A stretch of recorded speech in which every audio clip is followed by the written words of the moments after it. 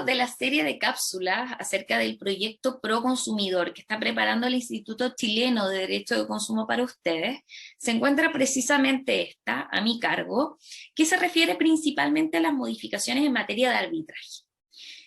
Y para entender el alcance de estas modificaciones, me referiré antes que todo a la normativa actual. Así, por una parte, el artículo 16, inciso segundo de la Ley de Protección a los Derechos del Consumidor dispone que, de existir en el contrato por adhesión una cláusula arbitral, el consumidor podrá recusar al árbitro sin expresión de causa y solicitar al juez letrado competente que nombre otro. Se trata en consecuencia de una cláusula que, en virtud de la Ley de Protección a los Derechos del Consumidor, no es abusiva. Por otra parte, el inciso tercero de la misma norma establece que, de designarse árbitro, el contrato deberá contener una cláusula que informe al consumidor de su derecho a recusar. A continuación, el mismo inciso señala que lo anterior debe entenderse sin perjuicio del derecho que tiene el consumidor siempre de recurrir ante el tribunal competente. Sin embargo, podemos notar que habitualmente los contratos por adhesión omiten informar el derecho que consagra este inciso tercero a recusar al árbitro o recurrir, si se prefiere, ante el tribunal competente. Y este justamente ha sido el argumento de los tribunales para declarar la nulidad de la cláusula a la luz de la Ley de Protección a los Derechos del Consumidor, cuando esta nulidad es solicitada por el actor. Y si bien en doctrina se suele afirmar que, tratándose de un deber legal de información, su infracción debería sancionarse de conformidad con lo dispuesto en el artículo 24 de la Ley de Consumo, lo cierto es que con la sanción de nulidad se ha logrado soslayar la declaración de incompetencia del tribunal en razón de la materia, permitiendo entonces al consumidor ampararse en la normativa de consumo. Sin embargo, el problema se presenta no cuando el conflicto es conocido a la luz de la normativa de consumo, sino cuando, con ocasión de una acción establecida en una normativa distinta, el juez de letras que conoce el conflicto pasa a analizar el contenido de esta cláusula arbitral, sea que se trate de un compromiso o de una cláusula compromisoria.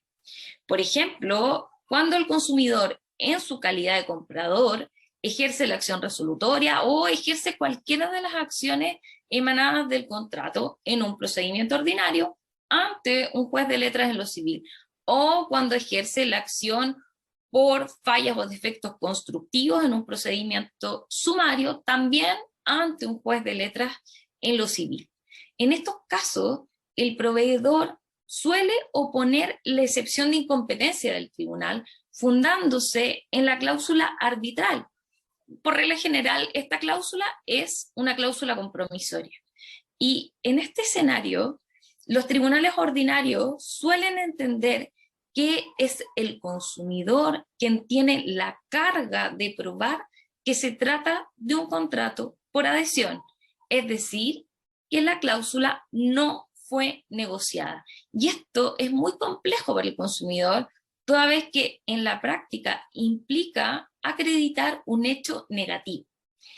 Así, las normas descritas no entregan la protección que el consumidor merece. Por lo tanto, era necesario incorporar modificaciones en este sentido. Y justamente el proyecto Pro Consumidor opta por eliminar lisa y llanamente los incisos segundo y tercero del artículo 16, es decir, en virtud de estas modificaciones, las cláusulas arbitrales, sea que designen un árbitro o no, dejan de ser cláusulas permitidas. En esta línea, el proyecto incorpora además en el artículo 3 una letra G.